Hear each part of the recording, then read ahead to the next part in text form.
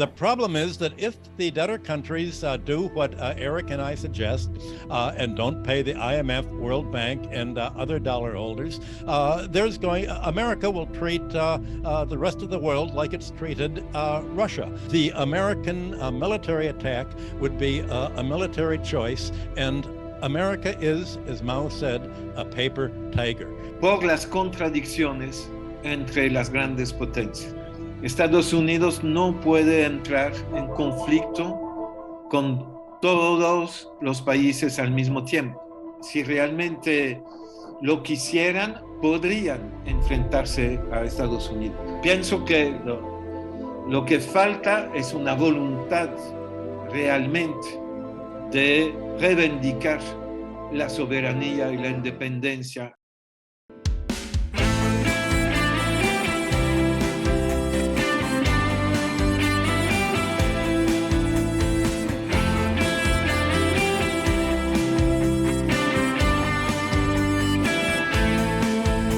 Lo que me parece fundamental al nivel de la historia de los 2 últimos siglos es que aunque la historia dominante pretende que haya un respeto de los contratos de deuda soberana y que en general los países no repudian sus deudas, en contradicción con esa afirmación hay una serie muy importante de ejemplos de países que a partir del final del siglo XVIII, empezando con la Revolución Francesa, repudiaron de manera unilateral contratos de deuda, sean países del norte o países del sur. Países del norte, Francia, por ejemplo, en 1790 decidió repudiar 2/3 de la deuda reclamada a la República. Era una deuda heredada de la monarquía. En 1837, Portugal, por una cuestión de sucesión, de tema de usurpación de poder entre miembros de la familia real, hubo también repudio de deuda soberana, deuda en forma de bonos soberanos. El mismo año, en Estados Unidos, 4 estados repudiaron deudas después de levantamientos populares con ciudadanos denunciando la corrupción, el acuerdo de corrupción que hubo entre los gobernadores de sus estados y los banqueros. Y la Corte Suprema de Estados Unidos dio la razón a los 4 estados que bajo la presión popular repudiaron sus deudas soberanas.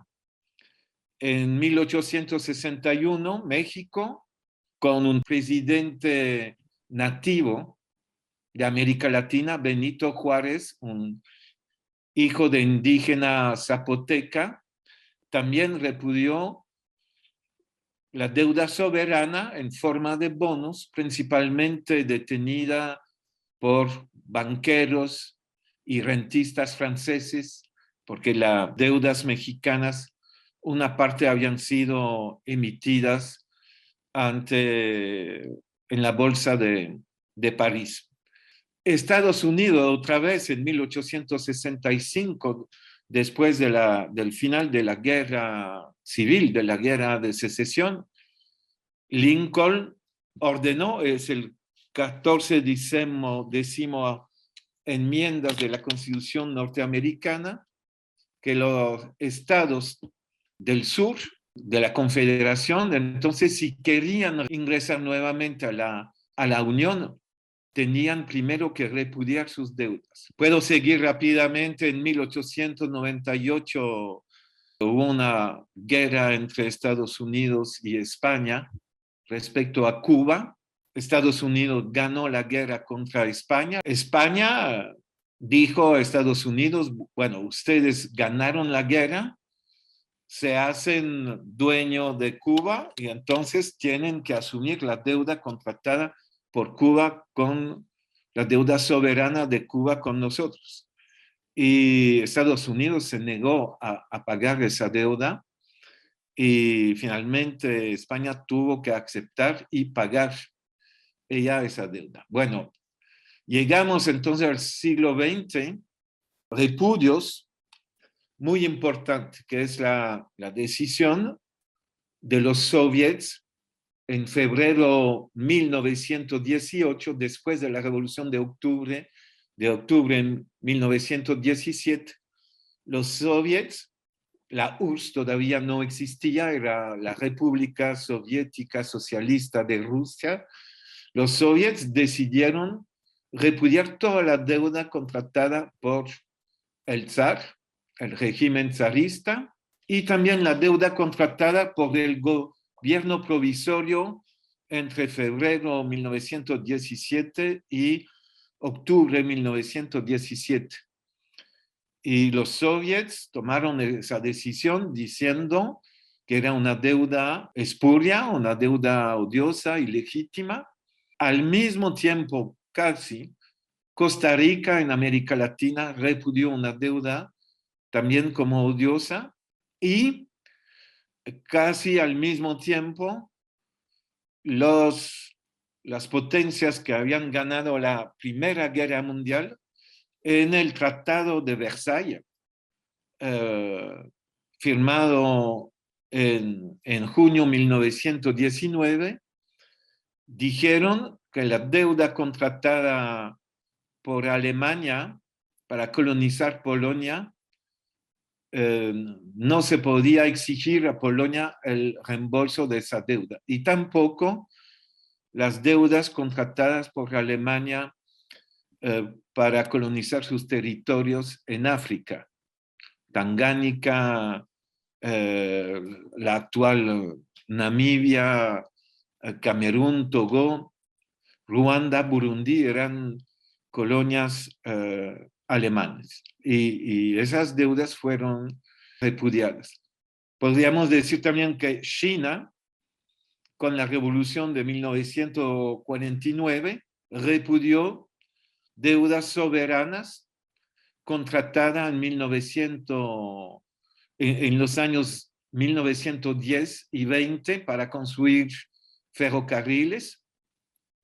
Entonces, una cantidad de repudio de deuda, llegando los últimos ejemplos, Ecuador en 2008, después de una auditoría de la deuda, suspendió de manera unilateral el pago de una deuda considerada como ilegítima después de una auditoría realizada con participación ciudadana, una deuda en manos de bancos norteamericanos. Y el mismo año 2008, Islandia repudió una deuda reclamada por Gran Bretaña y Holanda después de la quiebra de bancos islandés en la misma crisis bancaria financiera del año 2008, después de la bancarrota de Lehman Brothers en Estados Unidos. En todos estos ejemplos son actos soberanos unilaterales de repudio de la totalidad de la deuda soberana o de una gran parte de ella. Y en estos casos, con, yo diría, victoria en favor de los países deudores. Y hago esta lista que no es completa, yo escribí textos con más ejemplos, es para demostrar al público que entonces, en contradicción con la afirmación según la cual los deudores tienen absolutamente que pagar deudas, cualquier sea la deuda, incluso en caso de sucesión de régimen y de gobierno, en realidad la historia demuestra que surgió al nivel de la evolución histórica una serie de ejemplos que desembocan sobre una doctrina internacional del derecho, que se llama la doctrina de la deuda odiosa, según la cual una deuda contratada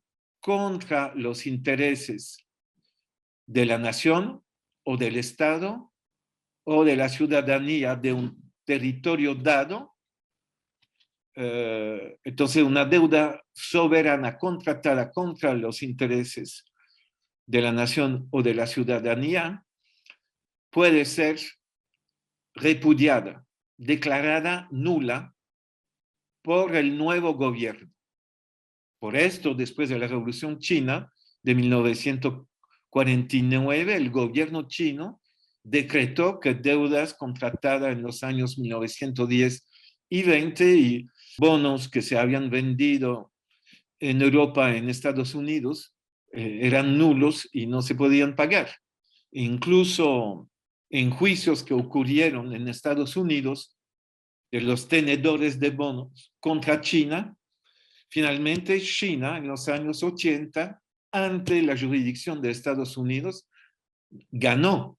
Y la justicia de Estados Unidos dijo que China, como poder soberano, tenía todo el derecho de repudiar esa deuda.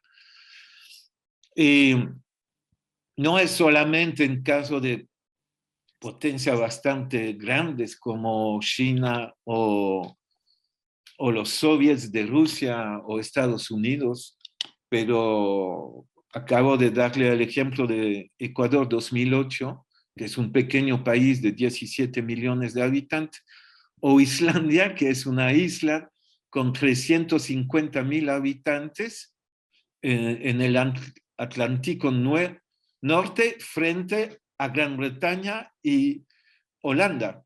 Y Islandia ganó incluso ante un tribunal de arbitraje en 2013 una sentencia dando la razón a esa decisión unilateral de parte de Islandia. Bueno, es mi primera respuesta.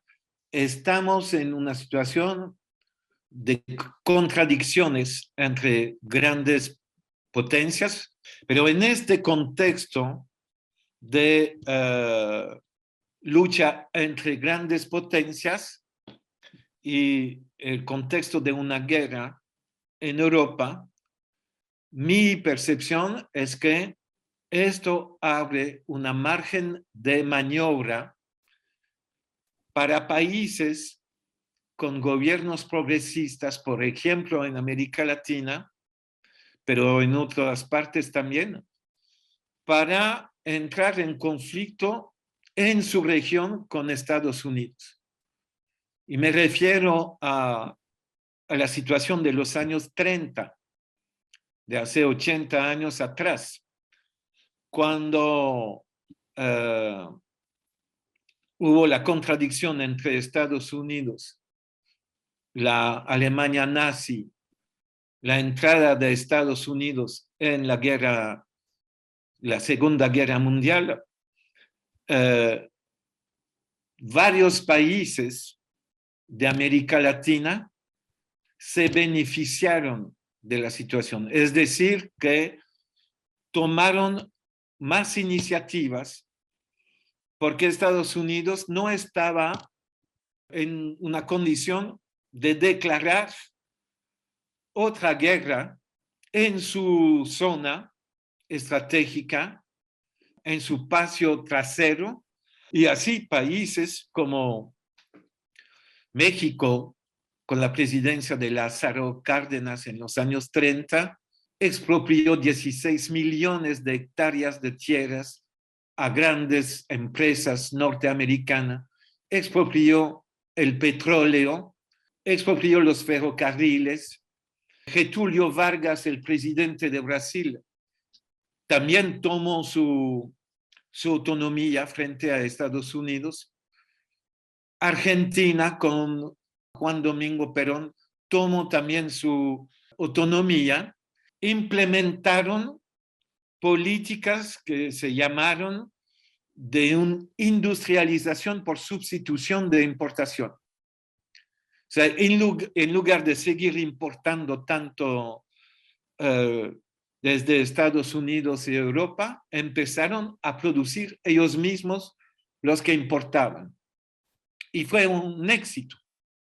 Y después de la Segunda Guerra Mundial, con la Comisión de Naciones Unidas para América Latina, incluso esto se teorizó como un modelo de desarrollo bajo la presidencia de Raúl Prebisch, que dirigió la Conferencia de Naciones Unidas sobre el Comercio y el Desarrollo, la única agencia de Naciones Unidas que en los 60 era presidida por alguien del sur global. Todas las demás instituciones de Naciones Unidas estaban dirigidas por puros de gente del norte, Estados Unidos, Canadá o Europa.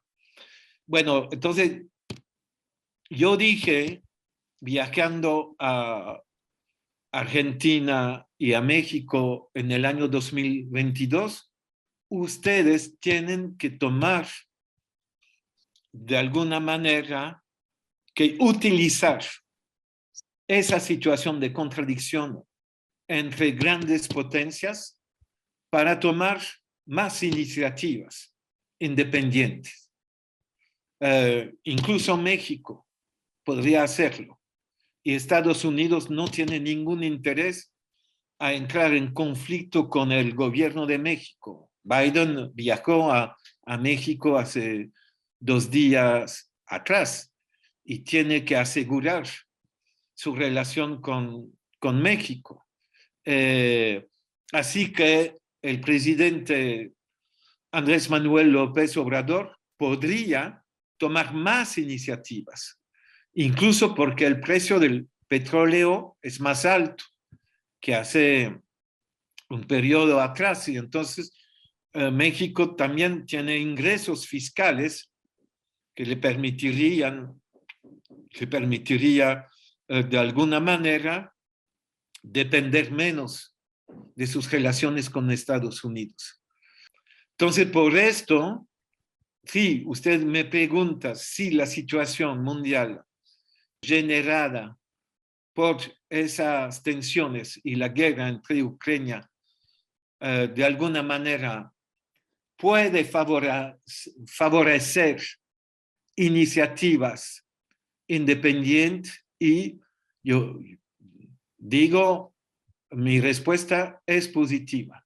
Y yo espero que vamos a tener un repunte de los movimientos antideuda a nivel internacional para volver a una situación de capacidad de movilización como la hemos tenido en los años 2000-2001 con el nacimiento del Foro Social Mundial, las grandes movilizaciones cuando se reunían el Banco Mundial y el FMI, se movilizaban 30.000, 40.000, 50.000 personas en Washington o en Praga, en otras capitales cuando se reunían el Banco Mundial y el FMI, y ellos habían sido muy deslegitimados, y espero, al menos vamos a invertir energía en este sentido, espero que va a haber una toma de conciencia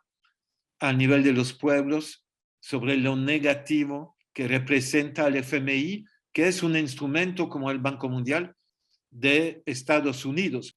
First, there is a very important convergencia entre los análisis de Michael Hudson y las mías.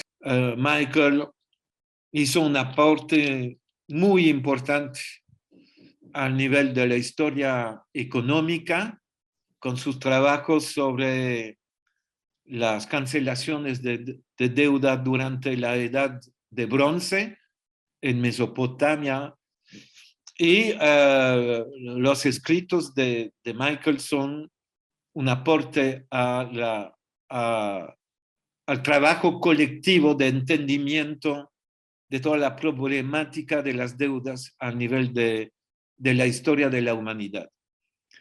El segundo punto, con Michael, estoy en favor de lo que se llama en inglés clean slate, es decir, anulación de deudas.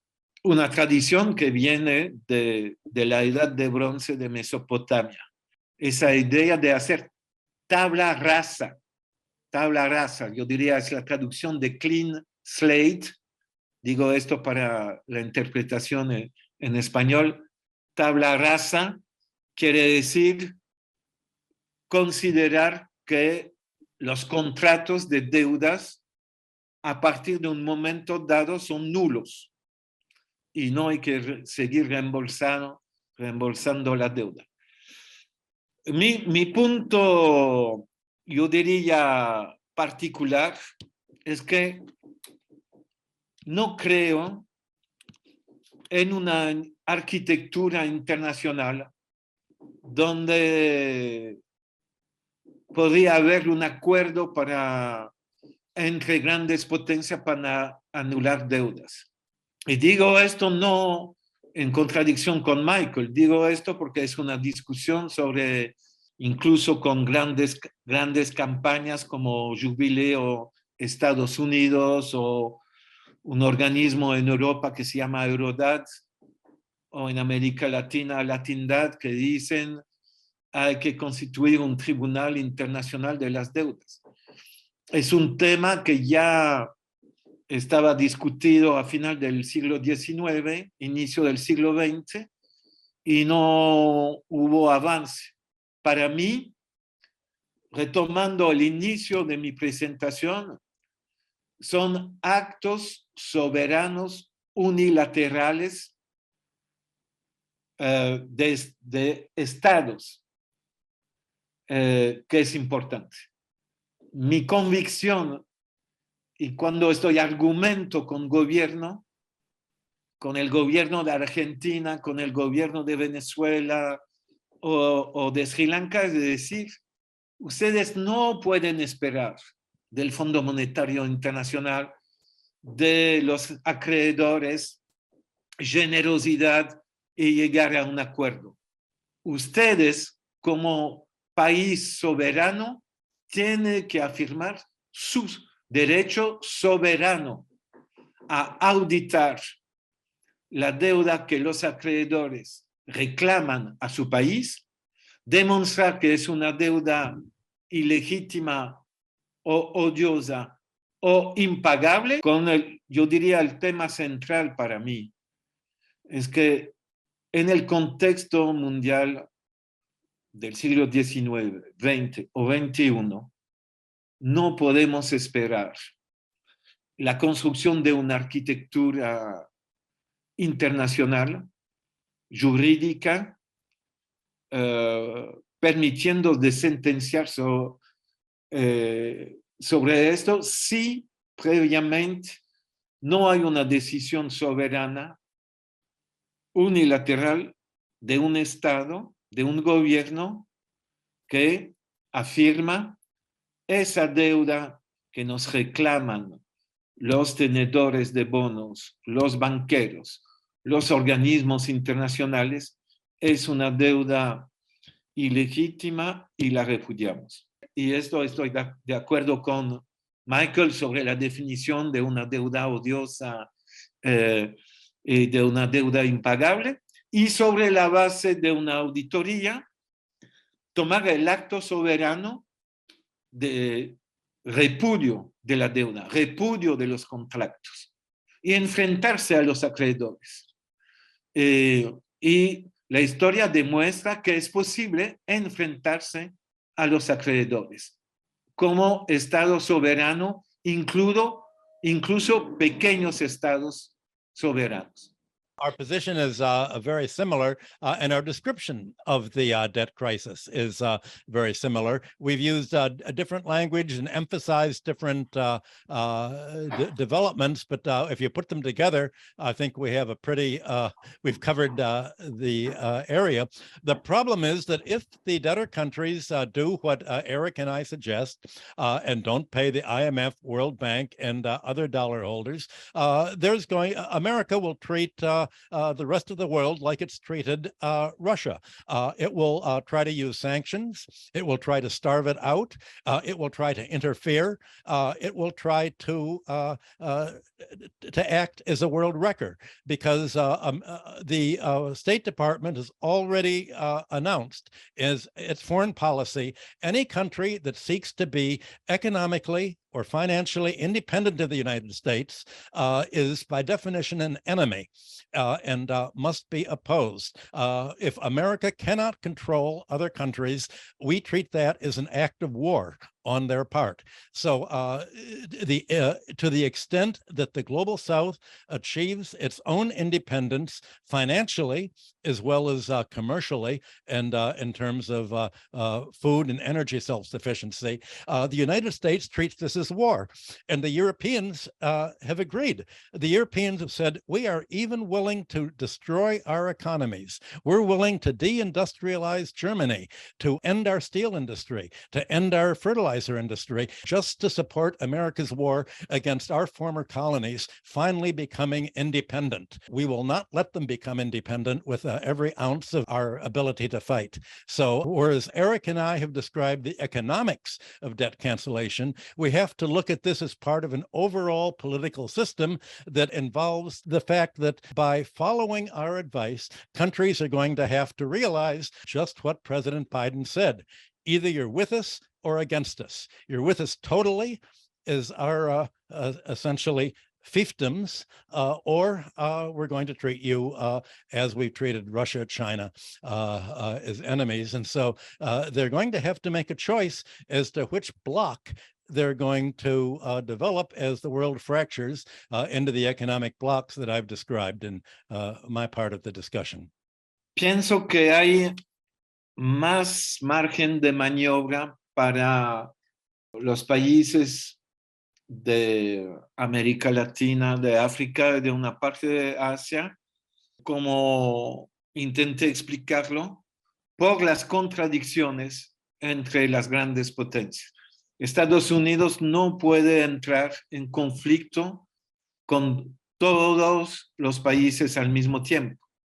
Entonces hay países que realmente, estoy absolutamente convencido, pueden resistir con una orientación autónoma y progresista. Bueno, Cuba resistió frente a Estados Unidos. Claro, Cuba está en situación sumamente difícil, pero resiste a 150 kilómetros de las costas de Estados Unidos. Y no, Cuba no es miembro del Banco Mundial ni del FMI. Y por eso pienso que países como México, Brasil, Argentina, Venezuela, Bolivia, si realmente lo quisieran, podrían enfrentarse a Estados Unidos. También países de África. Mali se está oponiendo al gobierno de Mali, está opuesto a su ex poder colonial, Francia, y también a la política de la OTAN. Y si tuviéramos un acuerdo entre varios países africanos, podrían enfrentarse a represalias de Estados Unidos. Así que a ese nivel, pienso que lo que falta es una voluntad realmente de reivindicar la soberanía y la independencia y, como decía Samir Amin, en su época, desconectarse, delinking, desconectar economía, desconectarse parcialmente, por supuesto, no hablo de autarcía, hablo de desconexión, como lo mencionaba Samir Amin en los años 70, inicio de los 80.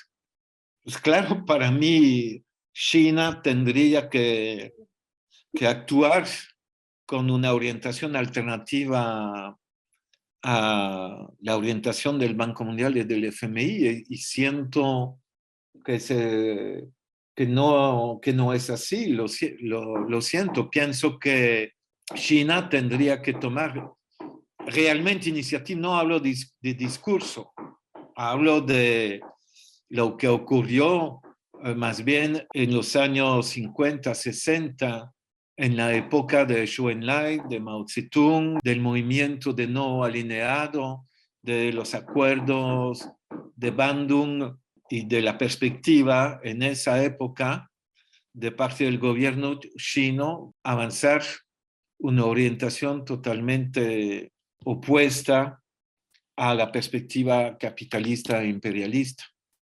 La lógica de una anulación de deuda es claro que, bueno, es un tema importante, pero claro, hay un error hecho de manera voluntaria por la mayoría de los economistas, es decir, que no es un error, es una mentira. Dicen que un país que repudia sus deudas no tendrá más acceso al financiamiento. Y esto es totalmente falso. O sea, la idea según la cual un país que suspende el pago de su deuda o la repudia va a ser invadido o le van a cerrar todos los espacios de financiamiento, la realidad muestra el contrario.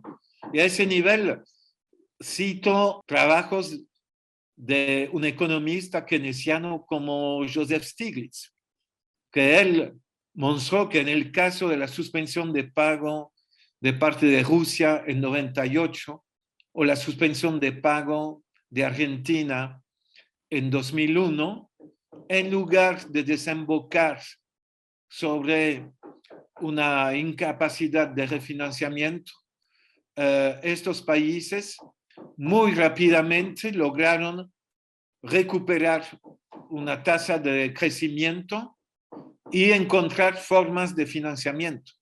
Porque no solamente hay finanzas externas, hay finanzas internas. Un país progresista, un gobierno progresista que suspende el pago de la deuda puede también implementar una política tributaria para hacer pagar los más ricos, las grandes corporaciones que extraen las materias primas del país y aumentar los impuestos, aumentar los ingresos y reciclar esos ingresos en la actividad económica, en inversión industrial y en poder de compra de las masas populares para tener un crecimiento económico. Entonces, es el argumento de la cancelación de la deuda es suprimir un mecanismo de subordinación y dominación, un mecanismo de expoliación y poder implementar nuevamente modelo económico autosostenido, más endógeno de la economía nacional del país. By realizing that the U.S. threat is a paper tiger, first of all, it can say our fallback, our ultimate position is to cancel the debts. We realize that canceling the debts is going to destroy your banking system and leave you, the Americans and Europeans, bankrupt. We're turning the tables. We will subsist and you will not. We can subsist without a financial economy. Your economy is only finance. You have no industry. You've destroyed your industry. You've deindustrialized. So if you really want to fight us, I don't know how you can do it without your own banking system. So we have the unilateral power. The American military attack would be a military choice, and America is, as Mao said, a paper tiger. There's no way in which it's going to go to war against other countries with its army just because other countries will not pay the 1% of the American banks and bondholders. You will have some pressure in American Congress, certainly not from the left, but at least the right wing in the United States has come out and opposed the Vietnam War. You have to realize that the labor movement and the socialist movement is all in favor of the Ukraine war. It's the right, ironically, the right wing crazies that the Republicans that are actually against the going to war, and you will have strange friends in the United States that will block the United States from going to war, and it's very unlikely that America can get the Marines and the Army to do anything except atom bomb countries. America cannot fight a conventional war. It has no army. America has only one weapon, the hydrogen bomb. I don't think it's going to use that against the countries that withdraw. So it really can't do anything except try to bribe client domestic oligarchies to use their own army against the people. So I think when the global South countries repudiate the debt, they should make it clear that this is going to help the economies grow and win over the army, or at least block the army from making any kind of a military takeover.